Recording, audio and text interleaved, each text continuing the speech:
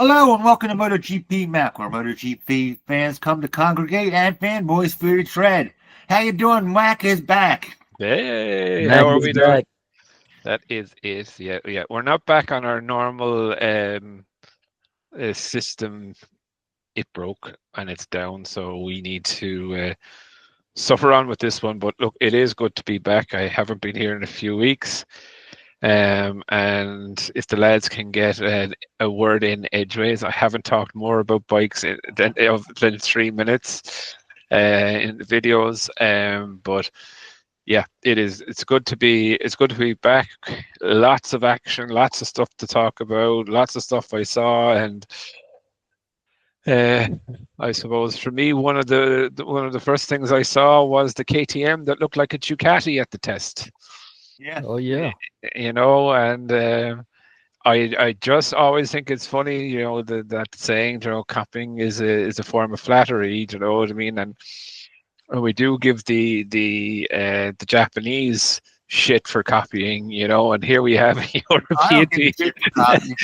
We have the European team, and they're like, let's just make a fucking Ducati fairing and see how it goes. Might as well. Yeah, look, I thought some of the stuff in the test. I haven't done videos on it, not because I didn't want to, but a lot of the stuff it's only evolutions of the stuff we saw in whatchamacallit, in Right, early right on. January in the first testing and stuff like this, like the Ducati front wing, slight tweaks. Yeah. The downward ducks. I'd actually feel guilty if I made a video about what Ducati brought to the test. Right, it was minimal. What I thought was very interesting was Tardazzi. What Tardazzi said is that they spent most of the day, both of them, on the new aero. They haven't signed it off yet to use it for Mugello. But because they were so focused on that, and Pecco found his balance, and Mark was this, that, the other, that they weren't going trying any more of the frames and stuff that they had to test. Do you know what I mean? So they were holding stuff back and leaving it as status quo, which I kind of found a little bit weird. If everything is going great for Mark, trying something new wouldn't disturb his Genre. his feeling with the bike. I can kind of understand why they wouldn't have done it with Pecco, but then are they doing it well? We don't want to give one to one and not the other. Do you know what I mean? Because like all three GP25 bikes tested the new fairing, which is only slightly like. And I've seen on Facebook, oh, Ducati's mad new radical fairings. I think there's a couple of millimeters in the difference in the downward duct. Like it's Yeah. fucking this, right? And there's a lip on the front fairing. Nothing major. Nothing. Yeah. For me though, the biggest thing that came out of this was the 355 millimeter brakes, and I showed you a close-up picture of like the difference. It's small. No, it's noticeable. Um, but I just kind of, it's just one of those things that maybe Pecco was right, and I saw a lot of the comments are thinking, oh, finally he stopped whinging and moaning. So I'll put it to you this way, like, right, if you know that it's not you, you're supposed to fucking whinge and moan. Yeah. You know what I mean? And I know people say that Pecco lives, or Mark is living in Pecco's head. And I look at the interaction between the two of them, right?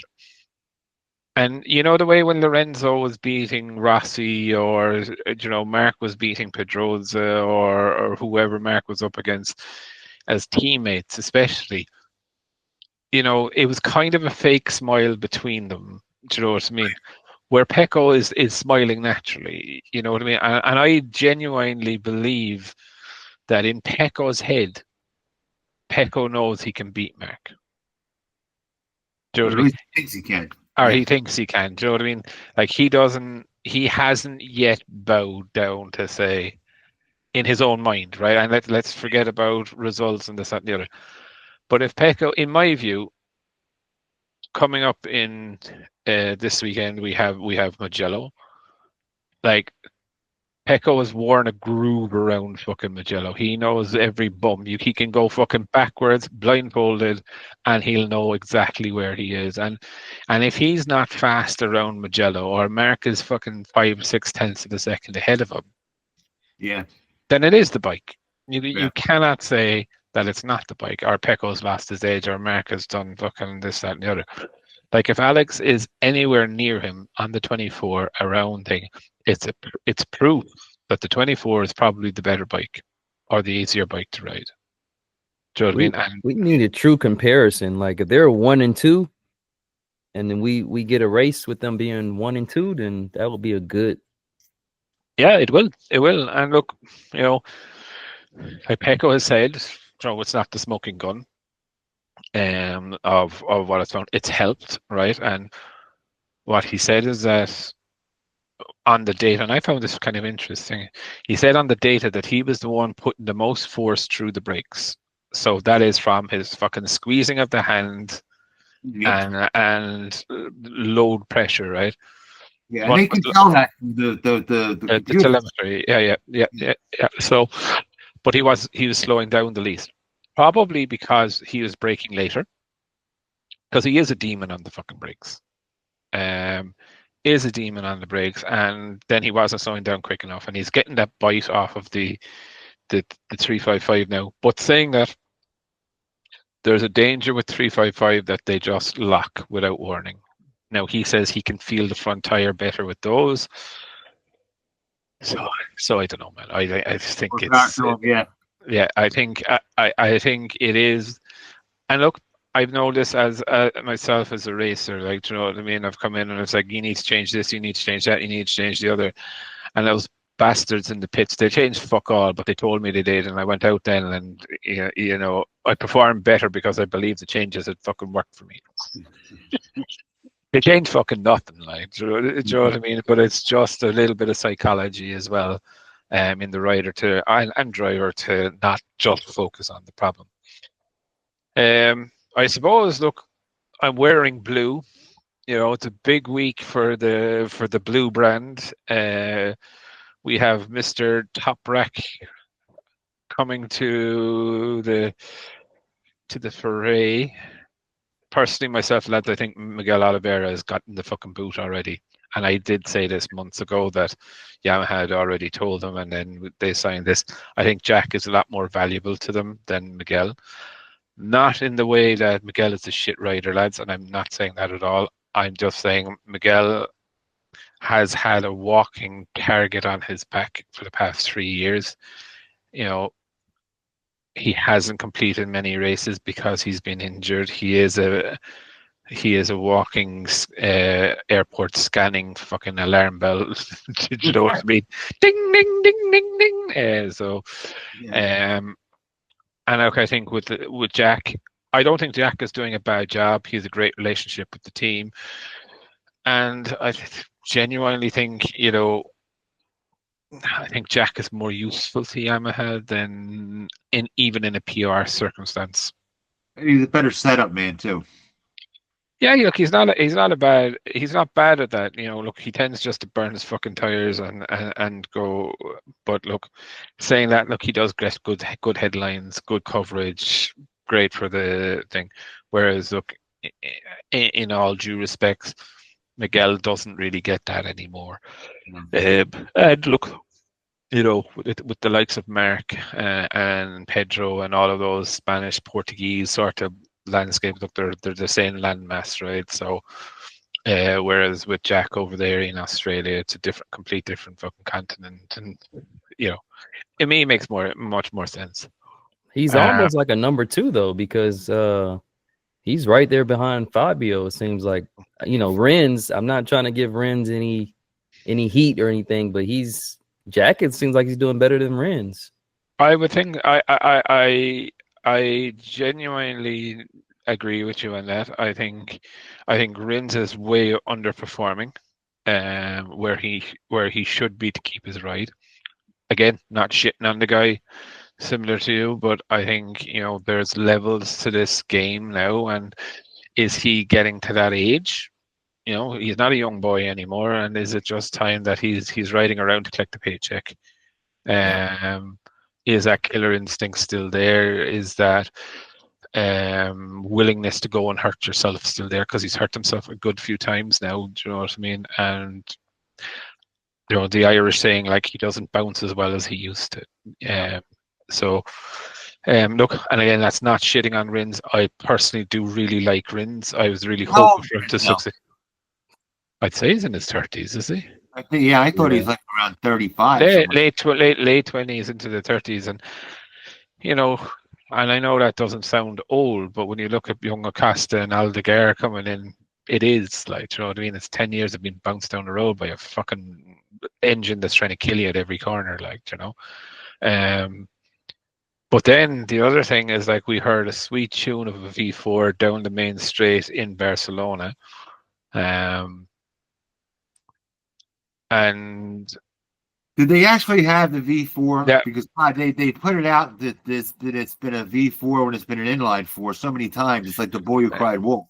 Yeah, but that's those fucking idiots on those fake news stories and all of this shit. Like, see, you see the one now? It has CNN down the bottom. Oh yeah. But there's CNN. I called YouTube on them. I reported them. It's something, and it's probably the reason I actually don't watch YouTube MotoGP videos, and I've always been like that. And you always send me on these links of, watch this or watch that video. Very rarely watch them because I have my own view on things. A, and B, I'll only start getting the mads if it's shit, if it's horse shit. Like, and like, see, you sent on one there the other night, and you thought it was the V4. Everyone thought exactly. I meant to ask about that because the exhaust looks different. It looks like the original exhaust, but they were testing in, I think that was Barcelona. But it was Quadraro on the fucking bike, like. You see. Yep. And you're just like, will you fuck off? And it's not you, right? Because it did have the opening part of the inline 4, which does sound like a V, right? But it's actually not. And then it's only when they went right around the opposite side of that corner and you heard it open. Fuck it, that's the inline. Do you know what I mean? So, but again, like, it is strange, and I will be very honest with you. Like, I do know we're shooting this on the Thursday. I do know Dovizioso had the bike out, and it was about 4 seconds a lap off where they were. It's still in the functional test. Yeah. Okay. So they're not pushing the bike, but they are just doing laps, making sure the engine is reliable before they even start to turn up the wick. Saying that, they're going to have to turn up the wick. Yeah. They're going to, and they're going to need to be doing it quickly. Like, I think we will probably see that bike in Misano. Yeah. Misano's not far away. Do you know what I mean? So I think we will see that, and we will see that back-to-backing. Now, it could be Dovizioso or Augusto Fernandez, who I was actually impressed with.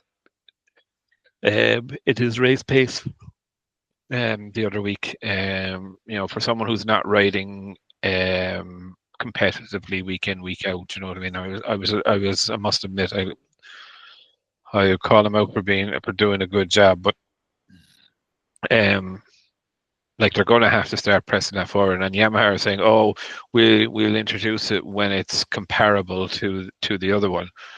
Well, fuck, 2026 is coming. Like, we're nearly 6 months away. Do you know what I mean? You're going to have to get fucking 6 good months of if you want to introduce that in 2026.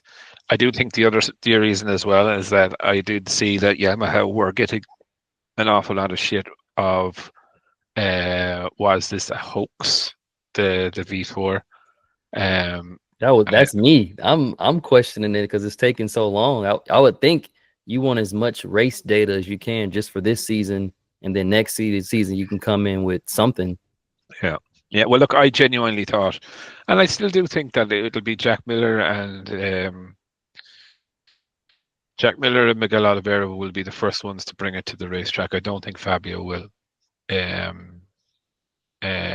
do that, and you know, but I suppose we will wait and see. But it is been interesting looking at the timesheets, because remember a Moto 2 race, a Moto 2 test was on there, and the boys hijacked that to do it. I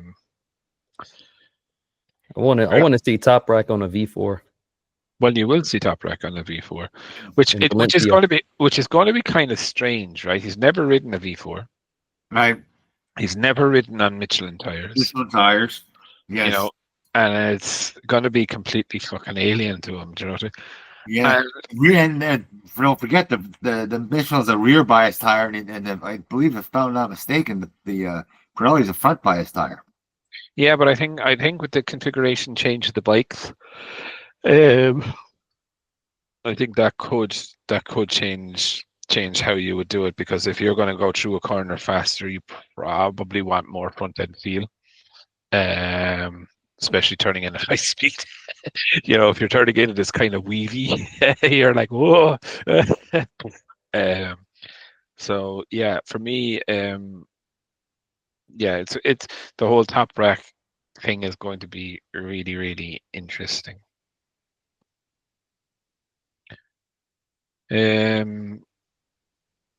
Mark in Aragon qualifying, I was really kind of hopeful, kind of like, okay, we're going to be thereabouts. I thought Mark was like, if you look at it like 2017 or maybe 2019, I think one of the later in the 19s, he was 1.8 seconds faster than anyone in the free practice. Do you know what I mean? And you were like, fuck's sake. And then last year, he was 0.8 of a second faster than anyone in qualifying. Now, I know he made a mistake. He didn't have the first sector, the best first sector in his qualifying lap here, and he still finished 2/10. I reckon he would have only been 4/10 of a second, right, ahead of the lads in qualifying, which again is coming down. Do you know what I mean? Like, his advantage is coming down. And I just wonder, like, fuck it, is there going to be someone that can catch him? So I don't think it's going to be Top Rack lads anyway. That's next year's not going to be Top Rack's fucking year. I can guarantee you that. No. But you know, look, don't get me wrong. I thought Mark rode an absolutely brilliant race. You know, really calm, relaxed. I was impressed of how he managed himself, if that makes sense. But like, he is another level in Aragon. Do you know what I mean? And when we go for Mugello, normally Pecco is that other level in there. So it's really going to be interesting to see, is there going to be a battle between those two? I love that track, because that's the one that has the stripes and they go through after they come out of the last corner, go into the straight, and they go across the stripes, it wide open. Yeah. They come off the racetrack and come onto the. I always thought that should be illegal, but you would think it would be. And come across, they look phenomenal. It looks like they're going 300-400 mile an hour going across. Yeah. It's crazy. Like, it's an incredibly long straight, you know, where it's latest at the latest breakers. Now, I do think they're all going to be on 355 brakes. There, so I think it will be a good battle on the brakes. What else did I see? Yeah, I think Bastianini, I think he's in a world of fucking trouble as well. You know, they were trying a whole lot of testing stuff. They tried, I think, 4 different aero configurations from what I saw on the KTM, and nothing seems to work for the boy. You know what I mean? It's like he's going to Aprilia now. I think that's where he should have went for a stay anyway. You know, it will be interesting to see what Aprilia will do. Like, will they promote Agura into the factory team, or is he still too young?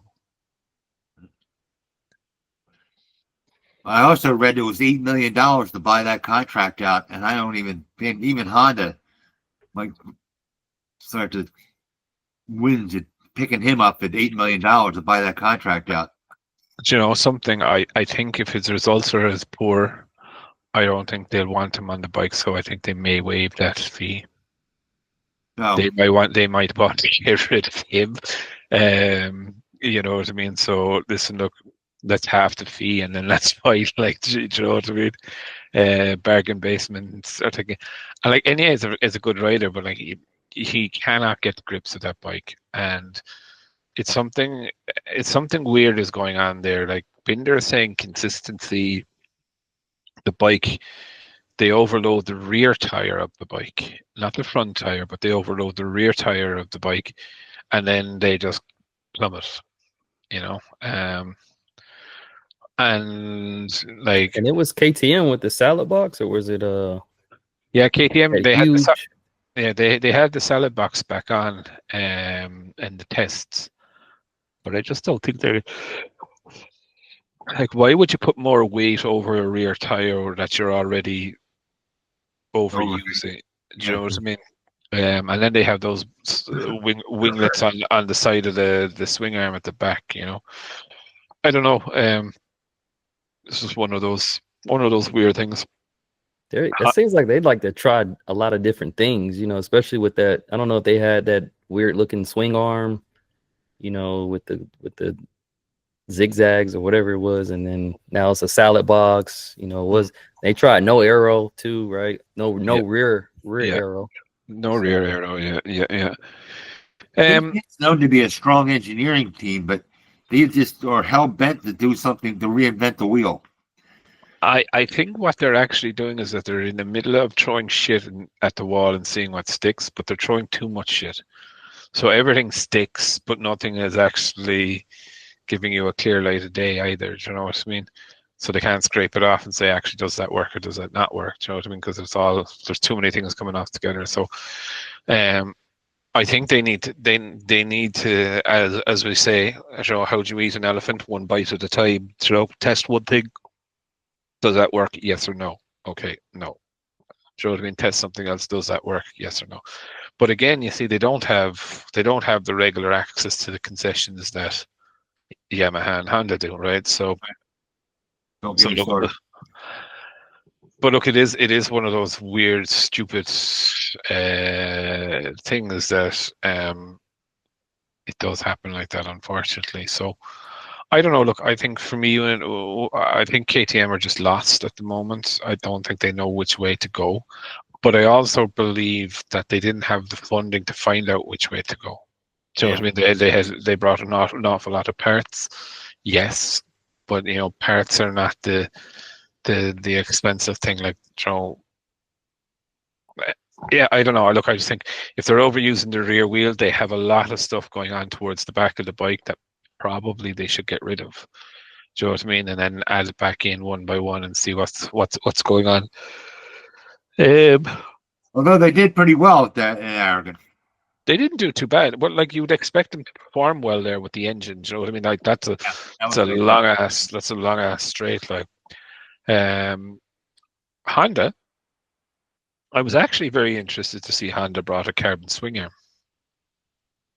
Yeah, and the riders liked it. That's a surprise. Last time they tried it, everybody hated it. Yeah. So Zarco was very complimentary about it. And Zarco, actually, he's one of the boys. I really like Zarco, right? He's kind of like, he's fucking artisan. He's out there. He's a bit fucking airy-fairy, right? You know what I mean? Like,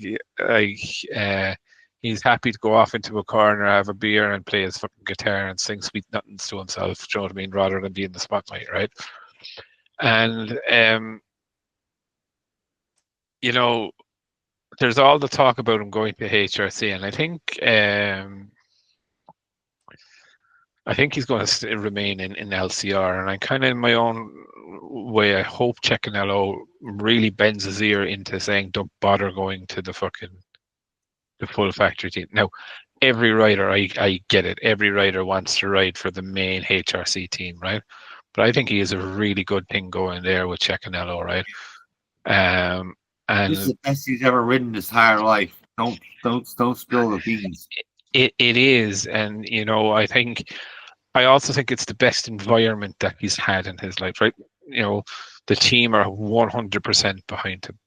Do you know what I mean?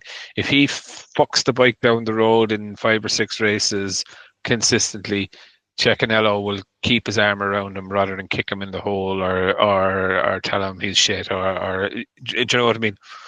I believe he's in his right place, and I genuinely hope that he does resign with Cecchinello. But I guess we will wait and see on that. I do think Chantra, even though that he's a rookie, I think he's goosed. Yeah, I can't. But then saying that, I was looking the other day, I was trying to find out like who the fuck are they going to put on that other bike? Like, do you know what I mean? My only thought was Nakagami, bring him back. Oh man. Why? What's the matter with Nakagami? He's the only one who used to give him good press. At least he's good for a good flyer kamikaze lap. Kamikaze. He's always last in the race. Well, he was not as last as fucking your man. Do you know what I mean? And I know you need to blood people in, but like he's a good second and a half still off the pace. Like, do you know what I mean? Like if he's coming down into closer, you could kind of give him something. And again, lads, this is not me shitting on a MotoGP rider. They are certainly faster than I will ever ride a bike. But there is a level of riders within that group that you're being compared against. That Manuel Gonzalez, I don't know, did you see him at the test? He looked really good. It looked like he was comfortable almost. Yeah, they're saying that he secretly tested the M1 about 2 years ago. No, I never heard it, but that's why he was so good. Now, look, a secret test means absolutely fuck all. Do you know what I mean? Yeah. And that's only the hearsay. And sure, look, I see loads of kids out there with their fucking M1s as well. They have a little fucking scooter with M1 written on the fucking side of it. Do you know what I mean? They rode an M1. Do you know what I mean? But yeah, it is a bit strange. Also, thing there that I looked at during the week, Buliga is obviously re-signed for Ducati for the next 2 years. People are saying that he's actually going to be the first one to test, one of the first ones to test the 2027 regs. On the thing. And then I was like, he's the closest thing to a Superbike. Yeah, but I was just, when I was looking at it, I was like, okay, so they're signing him. Are they signing him for the future of World Superbike? Or are they going to sign him and try and bring him into MotoGP? And I think they're going to try and bring him into MotoGP in 27, 28 maybe. Okay. And then I was like laughing. I was like, wouldn't it be fucking hilarious if they gave him a Ducati contract and then stuck him in the VR40 team? Jeez. I mean, well, he's at a premier class. I mean, you do know that the VR46 team sacked him. Oh wow! He was in Rossi's VR46 academy and got sacked out of it. No, I didn't know that. Yeah, no, I didn't either. So that's why I'm laughing that he's a Ducati baby boy. Do you know what I mean? And he could very well possibly end up in VR46. So, like, sucking those apples. But not Grassini? You don't think Grassini would definitely be? I don't know. Like, as long as Mark is in the factory Ducati team, he's not, or Alex is going nowhere. That's my view, right? Or as long as Alex is performing, Alex is going nowhere. Romain Aldeguer, or Aldescare is what his nickname is, because he'll fucking throw it up the inside of you wherever he fucking wants to. I do see the hype around him. Yes, he's on a Ducati, and people go, "Oh, he's only good because he's on a Ducati." Yes, Yeah, but he looked good. Period. but you have to be good enough to get on a Ducati too, right? Ducati are not going to give you a prize privileged factory. Well, yeah, factory seat because he's on a factory bike next year, lads. Just so you know. So they're not going to give you that unless they believe in you, right? And if he just does what he does, then I think Grassini could be locked out. So it could only be VR46. And then they could turn around to VR46 and be like, well, you want to get the further development of the 2027 bikes, 28 bikes, then you need to toe the line and give us a rider's lot, Then there's the other side of the coin, lads, that I have heard. I don't know how genuinely true this is, but I believe and I heard that Ducati, the investors in Ducati want more Ducatis on the grid. They bitched they had too many before. Now they want that. Then they cut it down. No. Remember now. So remember now what I said. The investors in Ducati. Yeah. Not the board of management, not the owners, or not the engineers, and not the thing, but the investors into the Ducati Motor Company, or whatever you want to call it, want to have more bikes, more Ducatis on the MotoGP grid. I get it. You don't hear every day. Usually it's the other way around. Investors don't want to hear about. They don't want to hear about you spending excess money. Yeah, burn it, baby, burn it. Like, you know what I mean? But no, it's one of those things that I'm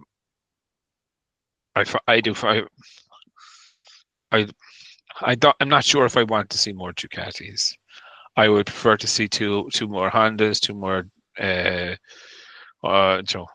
Yamahas, or what. I would prefer to see. I don't really think anyone should have a major monopoly on it. Do you know what I mean? Yeah. That's just my own 2 cents. And like in 27, 28, the more bikes you have on the grid, the better for you.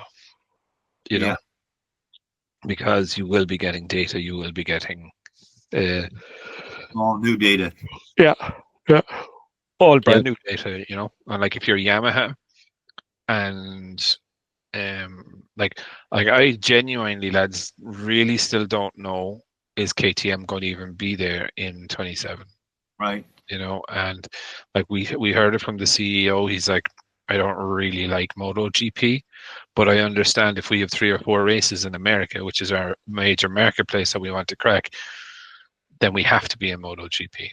You know what I mean? I can't really turn it down. Now, are Liberty going to go 4 races in the United States? I know they do 3, is it? 3 for Formula 1? Right. Miami, Coda, Las Vegas. And Las Vegas, yeah. So are they going to do something similar for MotoGP? They need to. For the market. Jake is straight away, Pennsylvania! I know a fucking track. Pocono Raceway. Pocono Raceway. And look, lads, there is absolutely nothing like the sound of a MotoGP bike in your ear, like to the fucking wanker. Like, I can understand the kids in the grandstand that they had earphones on, right? But to the fucking grown ass men who had fucking Joe the building site fucking ear defenders on, you're like, fuck off, will you just go home? Just fucking watch it on the telly. Like, why pay your 50 or 60 or 100 quid to fucking... I was like, anyway, look, it is amazing, and look, it's always good to see it live. I was watching the Formula One the other day. Where was it? Monaco, and some of the stuff that Liberty have done with the broadcasters is fucking brilliant. I mean, brilliant. Like, I sat on board with Max Verstappen at the start. So I was on his onboard camera in the car. So I had a small window of my screen then was showing the live race, right? But I was on board when he went there. But I could have gone to any driver that I wanted, right? And then during the race, there was another part of it where you could go into like the battle channel, right? And it was showing you any good, decent ding-dong battles between them that they were having. So it's kind of like highlights. Again, the race was on, so the main feed of the broadcast was on down in a small window, and you could hear it, but you could also watch the boys going ding-dong against each other. Do you know what I mean? And I kind of like... Formula One, you need that. If you don't see it, if you just put the front, you're not going to have any ding-dong battles. Yeah, but it's something that I forgot. Like being in Silverstone, it's something like that I forgot. Even in the sprint race, I think Rins ran wide, right? And he rode a fucking brilliant race in the sprint race to catch up and make a couple of places up, because like lap one he came around, he was like 6-7 seconds behind Chantra. Right? And you could fucking see him closing them. And I was just like, you know, this is stuff that you miss. Bez started 20th and went up to 4th both times. Yeah. Well, he won on thing. And there was a comment actually I saw in the comments about it was on the Pecco video that I did, and someone was like, Pecco won in Kota. And someone was like, oh, he didn't win, he was handed it. And I was like, well, who the fuck crossed the line first? You know, first rule of racing, to finish first you must finish. Right? And I don't hear anyone talking smack about Bezzecchi winning in Silverstone, right? It's like, we all know here, he was handed that technically, you know, but he fucking won it, you know? You have to stay on board the bike. And, you know, you have to look at things like you look at, like, to the person that made the comment, Marc Marquez was handed his finish in Silverstone on race day, right? He crashed out, right? 2 seconds later, a red flag came out because Morbidelli's bike spilled oil. Like, how fucking lucky do you get? Right. Do you know what I mean? So, like, he was handed those points, do you know what I mean? Because he was getting 3-4 points, maybe. Do you know what I mean? Do you know what I mean? Because, like, he crashed out. Where he crashed out was through Maggots and Beckett's, right? Yeah, it's Maggots, Beckett's. So, like, the boys were all coming through a very fast section and going out onto a fucking fast straight. So, where you might normally lose 5 or 6 seconds getting the bike up, you're probably going to lose 7 to 10 seconds because of the speed that the bike is going at 200 miles an hour. Do you know what I mean? So, I don't know. Look, I was just thinking, I don't think anyone is handed a win in MotoGP. Do you know what I mean? People crash out. You have to stay on the fucking thing to win it, like, and you do. Do you know what I mean? And it's the first rule of racing. Aprilia, I don't know what the fuck is actually going on in Aprilia. Like, I really genuinely don't. Martin, I can fully understand Martin leaving the team, right?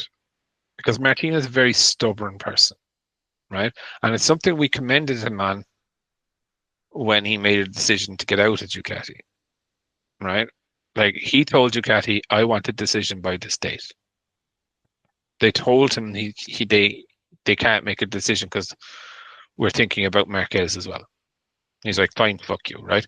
Now, when you look at the deal that was done in Aprilia, right, that deal wasn't done overnight. Do you know what I mean? He had that deal worked out and ready to go, and he's like, I'll give you an answer on this date. He couldn't get his answer off Ducati. He's like, right, so fuck you. Yeah. Done, right? He's come out and he's publicly said that he was willing to extend the date to a couple of dates of when he came back. A PR move. That's so you can go out there and try to look good, saying, "Oh, look, but sandbag and go, look, I'm right. The bike isn't good." You know. But no, but I obviously good, or Bez wouldn't be going going 12 positions up. I mean, Bez is not Mr. Hot Shoe. Okay, let's face it. No, he's not. He's not. Look, there's going to be circuits like that suit that bike, right? Aragon, smooth circuit, fairly smooth, right? No bumps. Silverstone, very much billiard table smooth, right? Let's see now. Let's get onto a bumpy motherfucking track. We're going to one. Do you know what I mean? And let's see how he goes there. He should go well there because it's his home circuit. He's going to have an extra 5 horsepower in him. But I don't think that Aprilia bike is much better than it was last year. I don't think they've improved. They've gone in anything. I would say they've gone backwards. Like put Alicia Swagler on that bike. They said they made a jump, and everybody said yes. So, but it's not something you don't crash and then say, "Oh, I'm leaving." I mean, I'm leaving. And I want my money, and I'm packing up, and it's ridiculous. You sign a contract, you run a contract, and then it sets a precedent, and that makes it even worse for everybody all around. But yeah, I don't disagree in the loyalty of this, that, and the other, right? Martin said what he said, and Aprilia haven't corrected it, right? That's the first thing, right? And if a rider comes out and says, "I agreed to do this," now there's lawyers involved. But he said no, right? Aprilia would have to come out and say, no, that was not the case. And they'd have to publicly do it. Do you know what I mean? Because your man has put it out there, because what he said is that I went to Aprilia, I said to Aprilia, let's give it more time, and they said no. Now, if that's not correct, Aprilia... Yeah, but he said that after. First he said, I'm going to leave, and then he said, oh, I'll give you more time. No. He said it in the statement about him leaving. No, that was in his public statement. It's a I want to look good bullshit. Yeah, but Aprilia would normally come out and correct it though, but they haven't. What do you mean have corrected? They said no. We're not going to want you to run the whole gamut. They more or less said, yeah, you're going to sandbag. No. What they said is that no. So my point here, Jake, is that he exercised his right to terminate the contract at the end of 2025, right? Which was built into his contract because they wouldn't move the date, is what he's saying. That's why he's saying that he's terminated it. Which I think Massimo Rivola and them would have come out and said, no, that's not actually the case if it wasn't the case. Do you know what I mean? We had a contract. We had a date. We were open to moving it also, but it just didn't work out.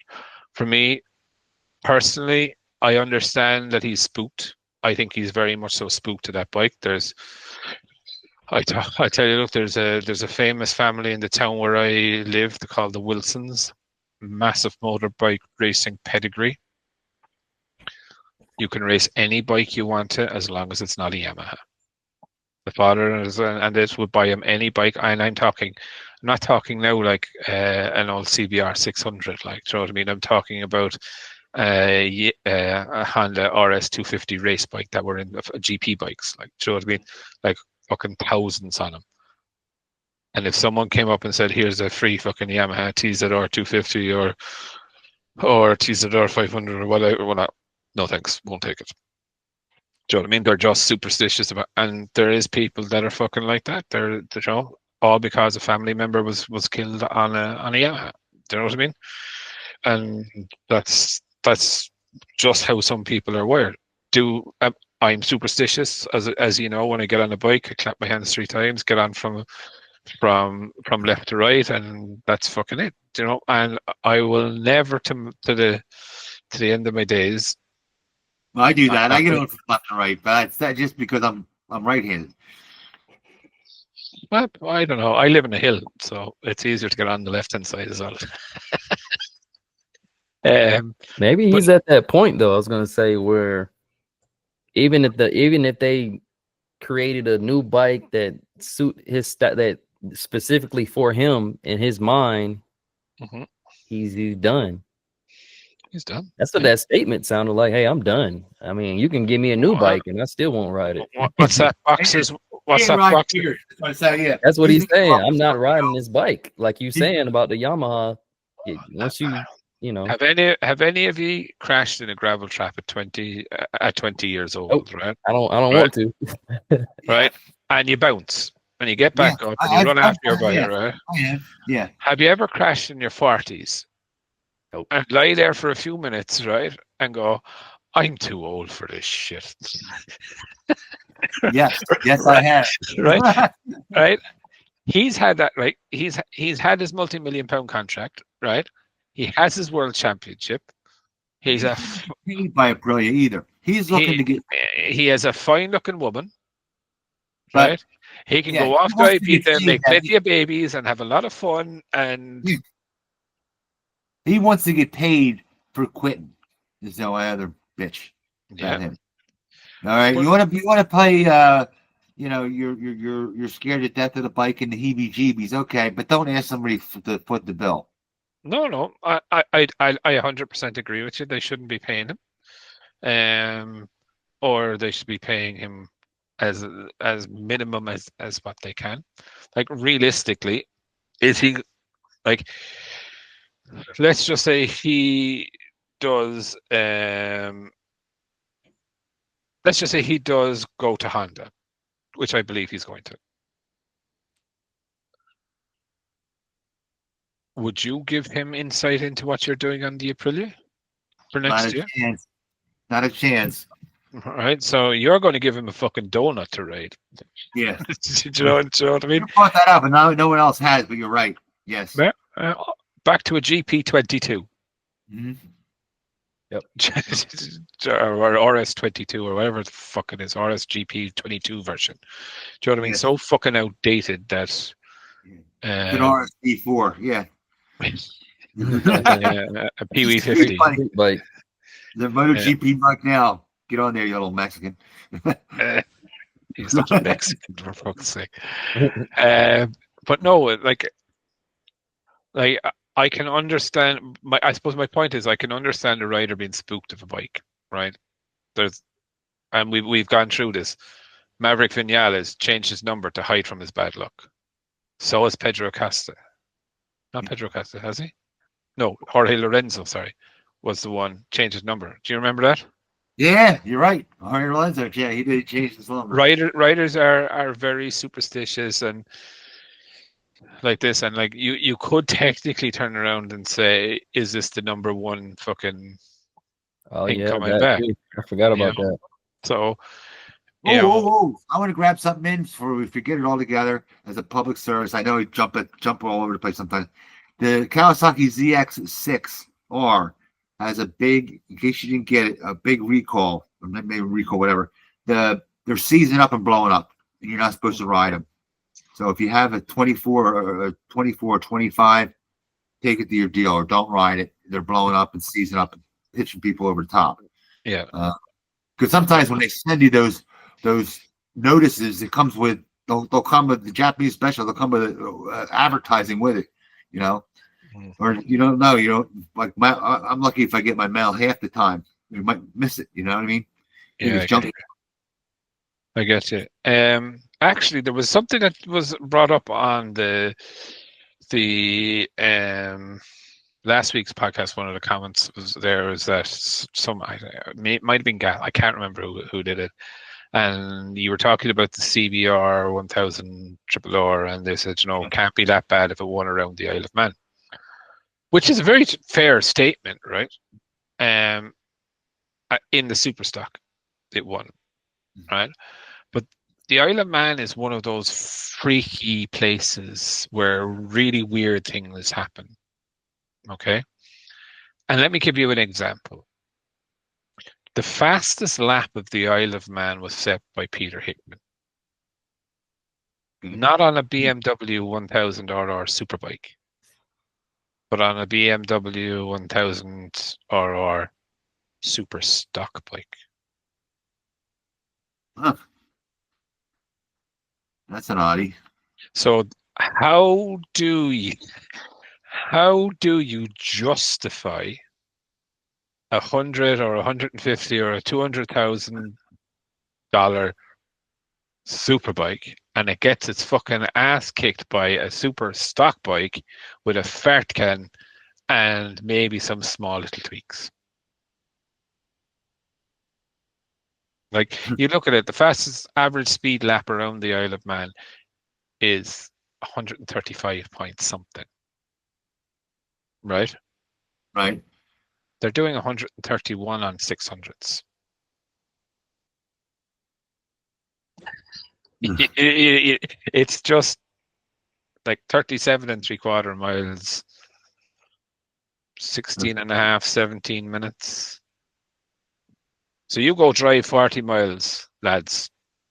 How long will it take you? It won't fucking take you 16 or 17 fucking minutes. Yeah, right. Do you know what I mean?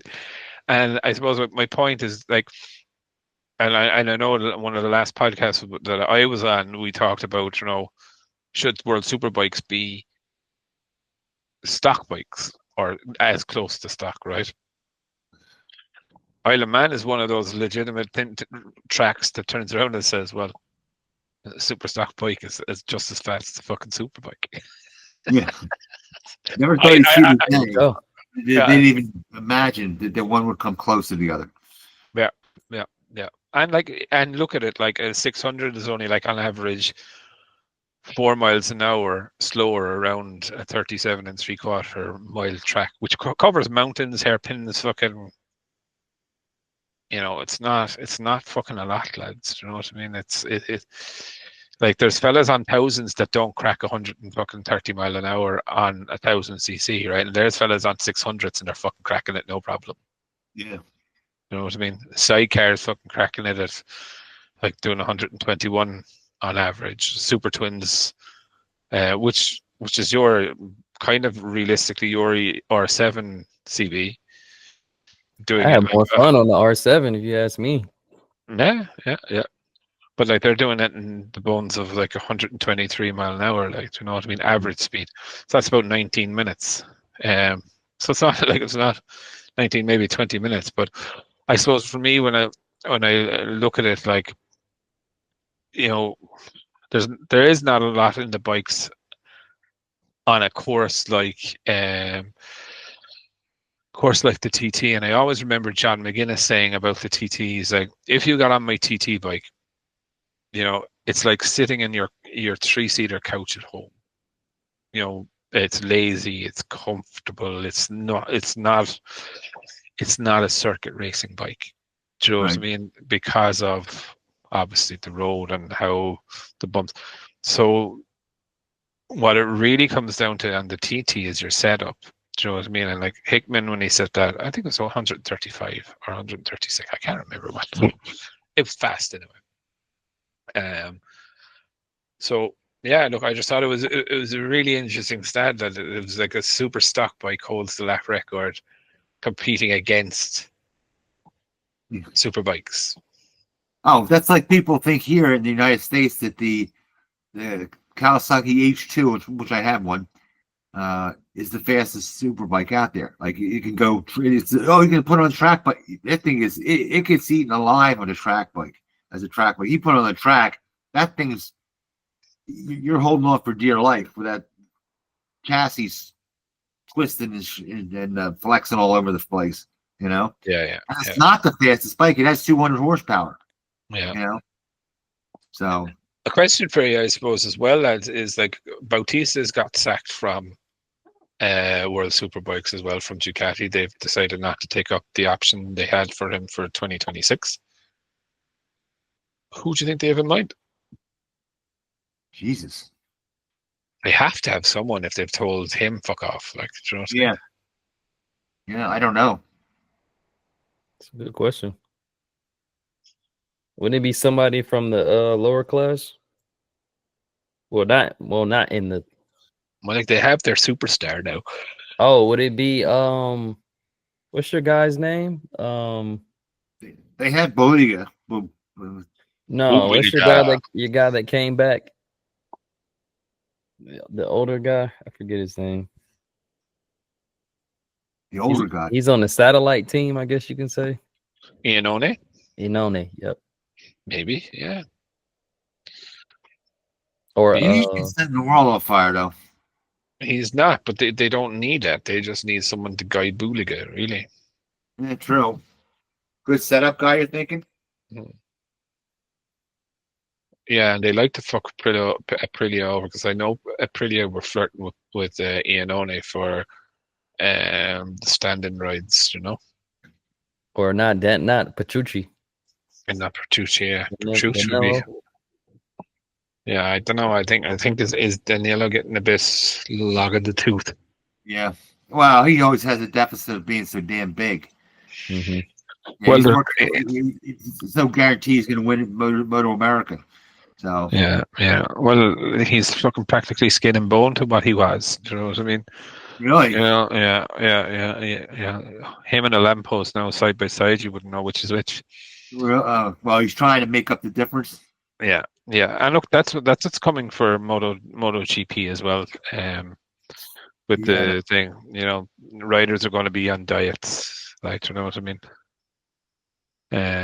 Because which is not it's not a good thing. Do you know what I mean? Yeah, they'll have midgets on there, and I mean not to put step stools for them to jump on the seat. Mm-hmm. Those guys are probably weigh 90 pounds. Yeah, and the Aragon, I don't know. Did you watch the Moto3 and Moto2 races?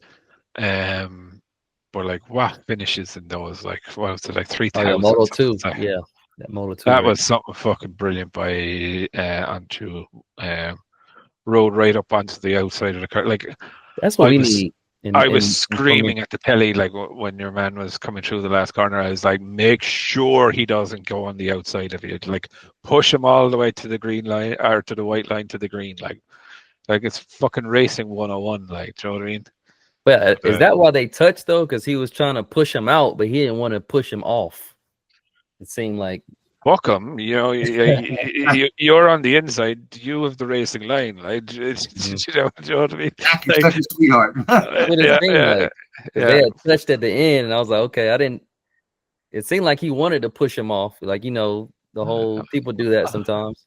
Yeah. Oh yeah, I'd touch you with my foot up your ass too if you were trying to come around the outside of me. Right.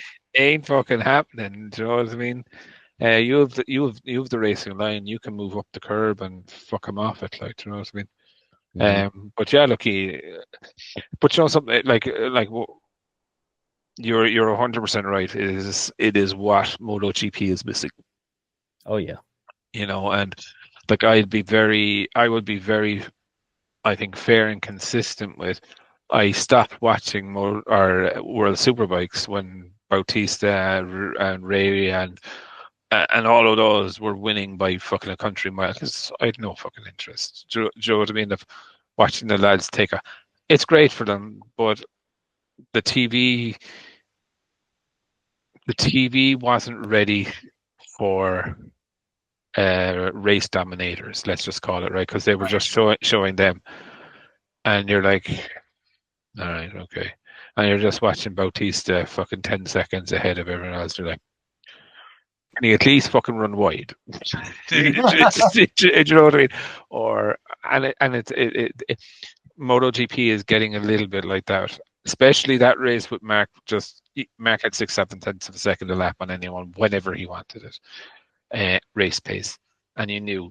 But then saying that, I suppose, look, it's the nature of the beast, and I think it's one of the things I'm putting a lot of faith into Liberty Media is that they're going to do to MotoGP what they did to with F1 in the way of bringing the action to the fans. Do you know what I mean? Which is vital, really. Do you know what I mean? Like if you could go on board with your favorite rider for the whole race, that's fucking magic. Do you know what I mean? They need that, the split screens, because I don't want to see. To be honest, I don't want to see Marquez with a almost 2-second lead going around. I don't want to see any rider with it. I want to see. I think, like you say, they're used to. They're smart enough to go back and watch the tussles and not stay on the front rider, right, for the whole entire race. Where they weren't ready before. They just sit on the front rider and go, okay, watch them go spinning around in circles. Or just give us the option. I mean, if they want to do that, that's fine. But just give us the option to see other riders in the back, maybe, or in the mid pack. Yeah, I'm watching pretty good lately. Yeah, I'm just watching that before fake video. You said a fake video. You see the exhaust, Yeah. so you can tell. Well, Well, by the fucking sound, and something like if you're fucking thick enough to believe it, best of luck to you. Yeah, I saw it, and I was like, hold on, this is something looks wrong. Yeah. So anyway, I suppose lads, on that bombshell, we'll wrap it up there. Looking forward to Mugello. Oh, I suppose before we do Mugello, come on lads, what's your prediction, Jakey Boo? What is my always prediction with Marc Marquez? You know what I mean? It's always Marc Marquez. You go Marc Marquez, his brother, and then Pecco third. Oh man, that's hard to. I'm gonna go Pecco for the win. Which win? Well, he's not a sprint guy. I know that. Marquez for the sprint, and then Alex, and then Marquez, Pecco, Alex for the sprint, and then Pecco for the main race. Marquez and Alex. Okay. And you, Senor? I'm gonna go Franco Morbidelli for the sprint win. I know he's going. He's going all way out of He's Not Premier Aldeguer, not Aldeguer. No, I actually have Aldeguer in third. I have Pecco second, Aldeguer third in the sprint, and then Franco. Frankie, yeah. Fast fourth on both, by the way. And I think Pecco's going to win the main race with Mark and Alex third. And the only reason I'm saying Franco, right, is he's worn a groove around there just like Pecco, but he's fucking far more aggressive in the sprints than Pecco. So I think he did good last year, I think. Yeah, so I think I can't picture in my mind Pecco outriding Marc Marquez. That's because we haven't seen it this year. Yeah, he just has to qualify. Has anyone actually outrode? He just needs to settle, and his words and what he's saying, he gained an awful lot more confidence, and you could see him in the interview after the race on Sunday. He really looked relieved. That's the way I would call it, right? And then after the test, his comments after the test were like, "This is the best test I've done this year."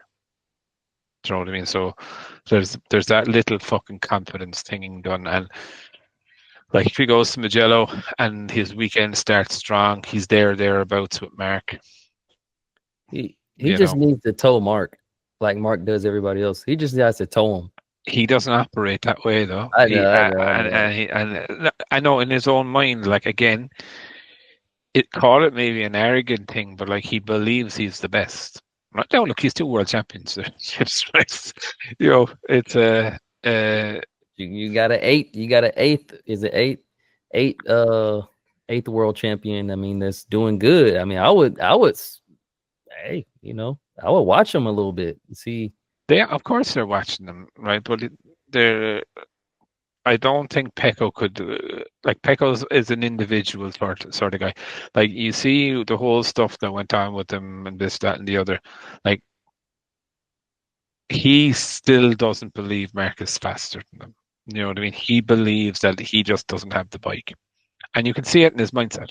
You can absolutely see it in his mindset, because if someone is faster, you're giving them kind of the fake smiles, and you're giving them he still sees himself as equal.